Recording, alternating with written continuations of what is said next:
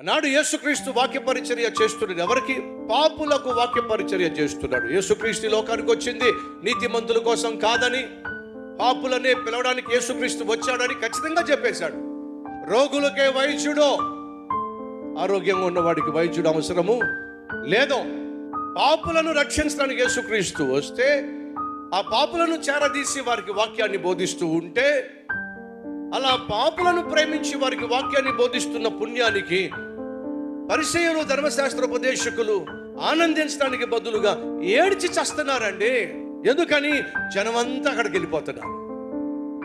యేసయ్య దగ్గరికి జనం వెళ్ళిపోతున్నారు.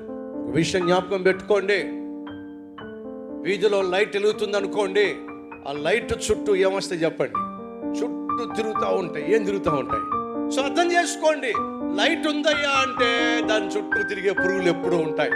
అవి తిరిగి తిరిగి తిరిగి తిరిగి తిరిగి తిరిగి ఉంటాయి, తిరుగుతూ ఉంటాయి. లైట్కి ఏమీ కాదు, తిరిగి తిరిగి పొద్దున అయ్యేసరికి ఏమో చెప్పండి, చచ్చి ఉంటాయి.